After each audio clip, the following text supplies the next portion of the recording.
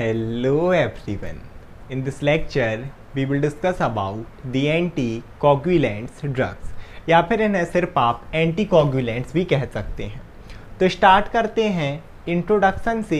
जैसे कि हम वर्ड को ही ब्रेक डाउन करेंगे ना तो हमें मतलब पता चल जाएगा।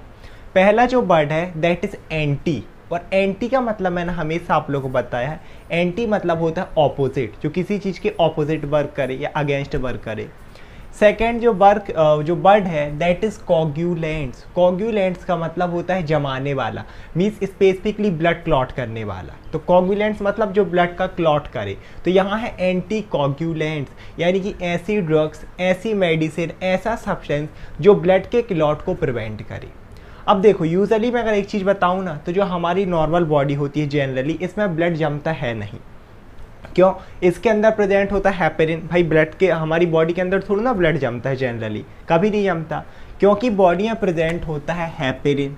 हेपेरिन क्या होता है? नेचुरल एंटीकोगुलेंट्स, जो कि हमारी बॉडी में मास्ट सेल, इसके अलावा बेसोफिल से प्रोड्यूस करते हैं। ये मैंने मास्ट सेल और बेसोफिल में बहुत डिटेल में बताया है टाइप ऑफ WBC में, लिंक मैं डिस्क्रिप्शन में दे दूंगा अगर आप और देखना चाहें।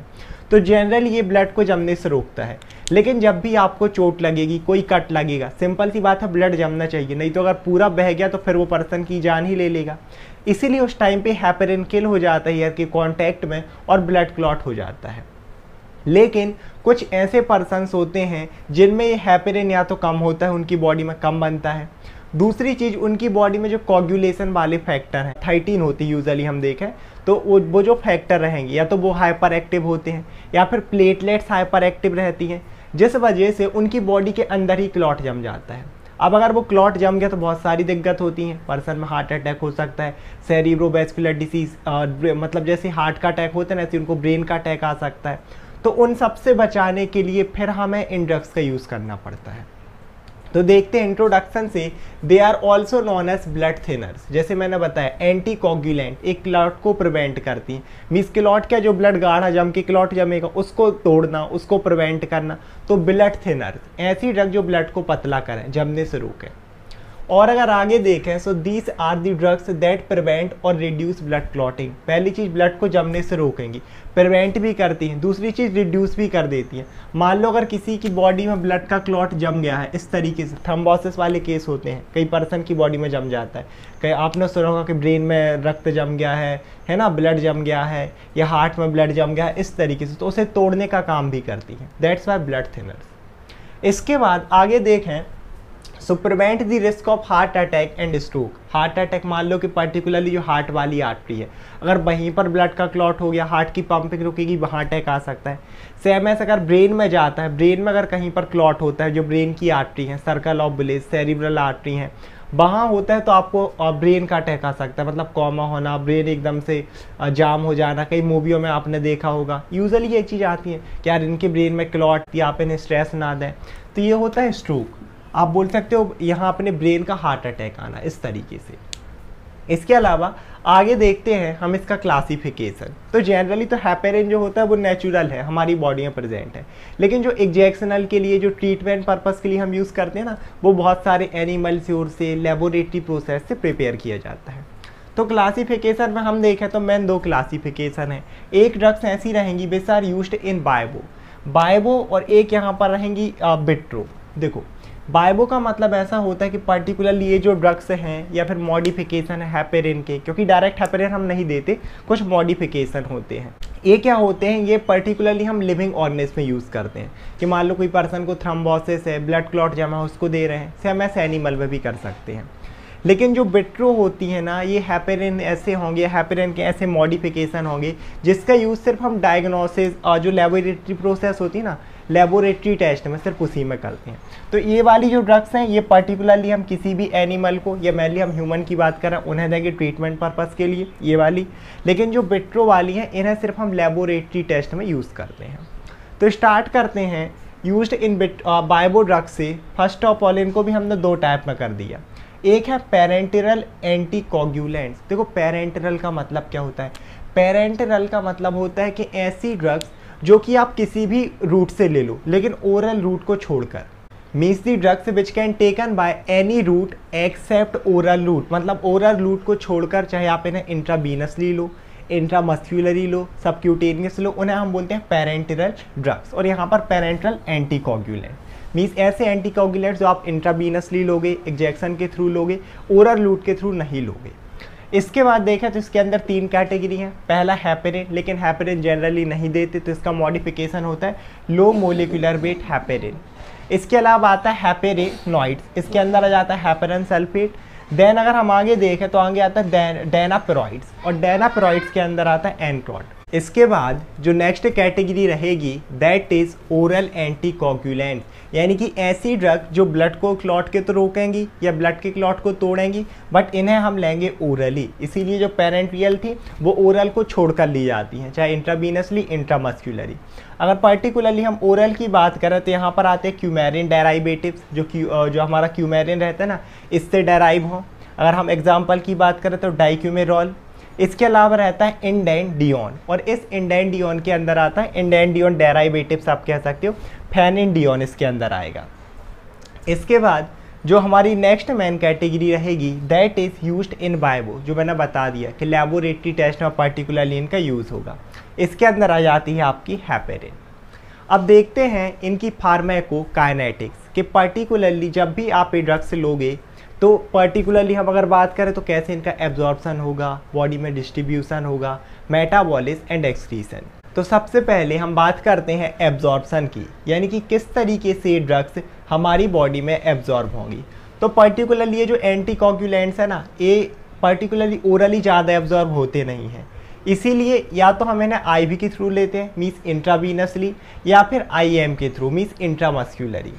उसके बाद जैसे ही ये चाहे आईवी के थ्रू या आईएम के थ्रू कहाँ पर चले जाएंगी, सर्कुलेशन में, देन ब्लड के थ्रू होता है इनका distribution through out the body, means पूरी बॉडी में डिस्ट्रीब्यूट होंगी।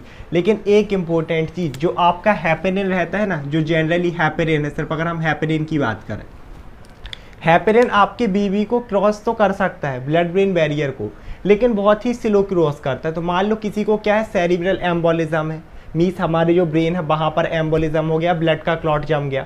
अब हम उसको इस तरीके पेरीफेरल में हमने क्या किया, इसे इंजेक्ट कर दिया। ये तो आपके ब्लड ब्रेन बैरियर को क्रॉस ही नहीं कर पा रहा, क्रॉस भी कर रहा तो बहुत धीरे धीरे क्रॉस कर रहा है, तो वहाँ जाएगा इफेक्ट थोड़ा सा ही होगा।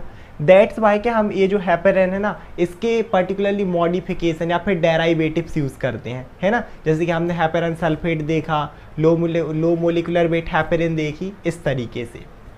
इसके बाद आगे देखें सो मेटाबॉलिज्म इन लिवर। अब इसका जो मेनली मेटाबॉलिज्म है वो लिवर में होगा, और देन जब पूरा हमारी बॉडी इसको यूज़ कर लेगी, जो एक्सक्रीटरी प्रोडक्ट रहेंगे वो यूरिन के थ्रू हमारी बॉडी से बाहर चले जाते हैं। इसके बाद यहाँ पर कुछ यूजेस लिखे हुए हैं, तो सिंपल सी बात है, एंटीकोगुलेंट्स हैं। कब इनका यूज़ करेंगे, जब किसी पर्सन में ब्लड क्लॉट जम रहा। तो पहली जो कंडीशन है that is deep vein thrombosis. Deep vein thrombosis का क्या मतलब है कि इस तरीके से कोई वेन प्रेजेंट है, मान लो इसी को समझ लो, मैंने आर्टरी बनाई जैसे कि एक वेन है उसके अंदर थ्रोम्बोसिस हो गया, मीन्स इस तरीके से ब्लड का क्लॉट जम गया है, इसको बोलते हैं थ्रोम्बस। और ये पूरी जो जमने की प्रोसेस है ना, इसे बोला जाता है थ्रोम्बोसिस।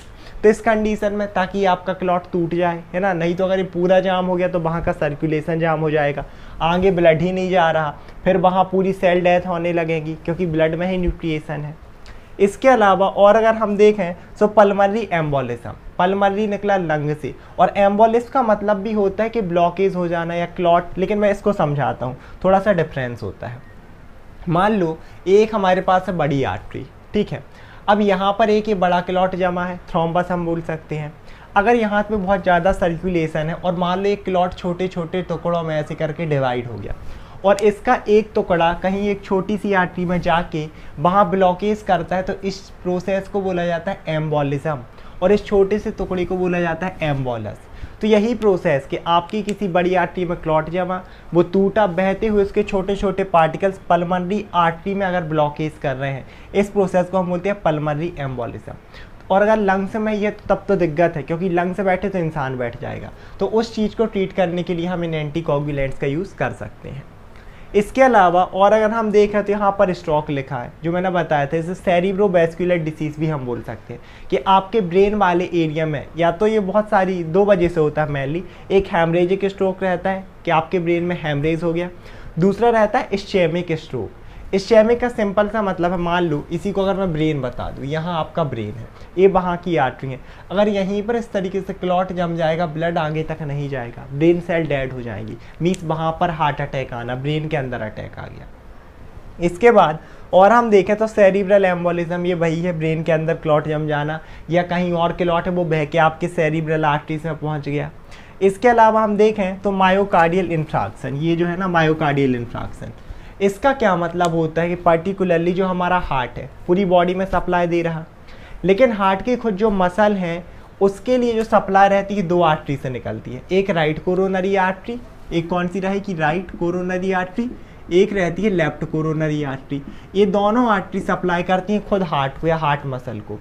अगर मान लो इसी में एम्बोलिज्म है या फिर क्लॉट है तो यहाँ डेवलप होता है आपका पेरिकार्डियल इस्चेमिया, मीन्स जो पेरिकार्डियम मसल है उनमें डेफिशिएंसी ऑफ ब्लड सप्लाई होगी, फिर अगर ब्लड सप्लाई नहीं हो रही है उन सेल की डेड हो जाएगी, इसे हम बोलते हैं मायोकार्डियल इंफ्राक्शन। जो मायोकार्डियम मसल हैं, जो पेरिकार्डियम मसल हैं, उनमें डैमेज होना, इस चीज़ को बोला जाता है मायोकार्डियल इंफ्राक्शन, और ये हार्ट अटैक में भी रिजल्ट कर सकता है। अब हम बात करते हैं फार्माकोडायनेमिक्स ऑफ एंटीकोगुलेंट्स कि पर्टिकुलरली इनका क्या एक्शन रहेगा, इंट्रैक्शन रहेगा, साथ ही साथ मैकेनिज्म ऑफ एक्शन। तो देखो सिंपल सी बात है, इनका जो एक्शन है वो नाम ही इंडिकेट करा एंटीकोगुलेंट, यानी कि क्लॉट को प्रिवेंट करेंगी, ब्लड क्लॉट को। लेकिन इनका मैकेनिज्म देखते हैं कि किस तरीके से ब्लड क्लॉट को प्रिवेंट कर रहे हैं या जो जमा हुआ है उसको कैसे तोड़ रहे हैं।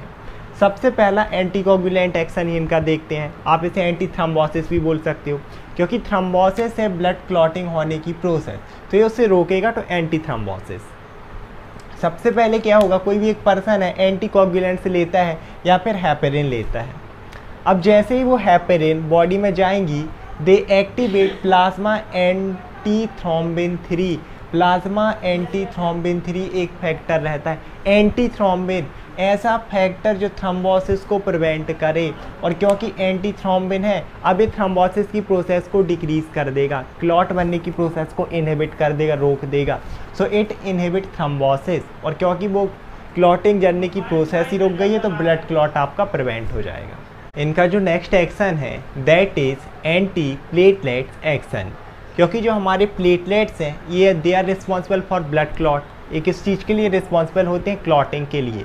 तो इनका जो नेक्स्ट एक्शन रहेगा एंटी प्लेटलेट एक्शन, यानी कि प्लेटलेट्स के एक्शन को इनहिबिट कर देंगे। So heparin in higher dose, अगर हम हेपेरिन को हायर डोज में देते हैं, they inhibit the platelets aggregation.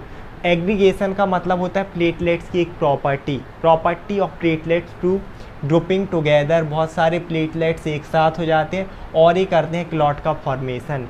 तो ये जो हेपेरिन है ना इस चीज़ को इनहिबिट कर देता है, इन्हें एक साथ होने ही नहीं देता, और अगर एक साथ नहीं होगी तो क्लॉटिंग नहीं होगी, सो दे प्रिवेंट क्लॉटिंग। जो थर्ड एक्शन है दैट इज लाइपेमिक क्लियरिंग। लाइपेमिक क्लियरिंग का क्या मतलब होता है, सिंपल सी बात है, लाइपेमिक जो ब्लड निकला है, लिपिड निकला लिपिड से, और जो एमिक है ये ब्लड का हुआ है ना, इसका मतलब होता है ब्लड। तो लाइपेमिक क्लियरिंग का मतलब ये होता है कि ब्लड से लिपिड को क्लियर करना। एक्चुअल में होता क्या है, ये रही हमारी ब्लड वेसल इस तरीके से पूरी, ये जो ब्लड वेसल है इनकी जो बॉल रहेगी इस तरीके से, यहाँ पर आपके जो लिपिड है या फैट है वो इकट्ठे होते जाते हैं, और किस फॉर्म में इकट्ठे होते हैं, ट्राइग्लिसराइड। किस फॉर्म में इकट्ठे होंगे, ट्राइग्लिसराइड। ये पर्टिकुलरली लिपिड का एक लार्ज फॉर्म होता है, इसी के तरीके से वो यहाँ पर इकट्ठे होंगे। अब आपका जो हेपेरिन है अगर जैसे ही हम इंजेक्शन के फॉर्म में देते हैं ब्लड वेसल में जाएगा, हाइड्रोलाइज ट्राइग्लिसराइड को ब्रेक डाउन करने लगता है, तोड़ने लगता है वाटर के थ्रू। तो हाइड्रो एंड लाइस मीन्स तोड़ना, वाटर के थ्रू तोड़ने लगेगा, क्योंकि ब्लड में वाटर ही रहता है 90%, और इसको तोड़कर क्या करेगा, कन्वर्ट करता है फैटी एसिड में। किस में कन्वर्ट करेगा, इनटू फैटी एसिड, और पार्टिकुलरली वो जो फैटी एसिड है वो ब्लड में आता है और प्रोडक्शन ऑफ एनर्जी के लिए यूज़ हो जाएगा और हमारी बॉडी से क्लियर हो जाएगा। अब बोलेगा भैया लेकिन ये चीज़ ब्लड को कैसे प्रिवेंट कर रही है, ब्लड क्लॉट को बिल्कुल करती है। रीज़न ये है कि अगर यहाँ पर ये फैटी एसिड ट्राइग्लिसराइड के फॉर्म में इकट्ठा होता जाता कई बार क्या होता है यहाँ पर इस तरीके से इकट्ठा जितना ज़्यादा ये होता जाता है, आप मान लो यहाँ पर रिचेस बन गई, थोड़ा सा एरिया यहाँ पर खुरदुरा हो गया, जैसे ये चीज़ होगी प्लेटलेट्स यहाँ पर ज़्यादा अटैच्ड होते और वो क्लॉटिंग हो जाती, वहाँ पर पर्टिकुलरली थ्रोम्बोसिस स्टार्ट हो जाता। लेकिन क्योंकि एकदम वॉल क्लियर रहेगी, स्मूथ रहेगी, प्लेटलेट से फ्लो होते रहेंगे, वो कहीं पर भी रुकेंगे नहीं, और इस तरीके से थ्रोम्बोसिस को प्रिवेंट करता है। इसके बाद अब हम बात करते हैं ADR, adverse drug reaction of anticoagulants. तो सिंपल सी बात है, ब्लड को जमने से रोक रहे हैं। किसी ने बहुत ज़्यादा यूज़ कर लिया तो एकदम ब्लीडिंग होने लगेगी, ब्लड जम ही नहीं रहा, पहली चीज़। अच्छा, एक और चीज़, इनके ना कुछ कॉन्ट्राइंडिकेशन है, पार्टिकुलरली जो भी ब्लीडिंग डिसऑर्डर वाले पेशेंट हैं, मान लो किसी को हीमोफीलिया है, ठीक है, या फिर और भी कोगुलेटिव डिसऑर्डर होते हैं जिसमें पर्सन के जो कोगुलेटिव फैक्टर है ना वो एक्टिवेट नहीं होते, तो पर्सन को छोटी सी भी चोट लगती है तो ना बहुत ब्लड बहता है। तो ऐसे पेशेंट को हमें एंटीकोगुलेंट्स नहीं देनी, क्योंकि बेचारों में पहले से ही ब्लड नहीं जम रहा, या प्लेटलेट्स कम एक्टिवेट हैं, कोगुलेटिंग फैक्टर कम एक्टिवेट हैं। हमने और अगर ये ड्रग्स दे दी तो बेचारे में ब्लड ही नहीं जमेगा और ब्लीडिंग चालू हो जाएगी, हैमरेज हो जाएगा, तो उनको नहीं देना। तो एक इसका ये जो ADR है ना, दैट इज़ ब्लीडिंग। दूसरी चीज़ थ्रोम्बोसाइटोपिनिया, कहीं ना कहीं प्लेटलेट्स को अफेक्ट कर रहा, तो प्लेटलेट्स का नंबर भी कम हो सकता है। थ्रोम्बोसाइटोपिनिया, थ्रोम्बो निकला थ्रोम्बोसाइट से, और साइट भी सेल है, थ्रोम्बोसाइट मतलब प्लेटलेट्स और पीनिया मतलब डेफिशिएंसी, उनकी कमी हो सकती है। इसके अलावा और हम बात करें तो आर्टिकेरिया, स्किन रैशेस होते हैं, साथ ही साथ पर्सन में फीवर देखने को मिल सकता है। So this is about the anticoagulants. हमने इसका इंट्रोडक्शन देखा, क्लासिफिकेशन, फार्माकोकाइनेटिक्स, डायनामिक्स, इसके बाद मैंने यूजेस बताए थे, उनका एक्शन हमने देखा, ADR देखा, साथ ही साथ मैंने आपको कुछ कॉन्ट्राइंडिकेशन बता दिए। आई होप आप लोग वीडियो समझ में आया होगा। If you really understood this video, please share this video with your friends and subscribe my channel, like the video. Thank you so much everyone.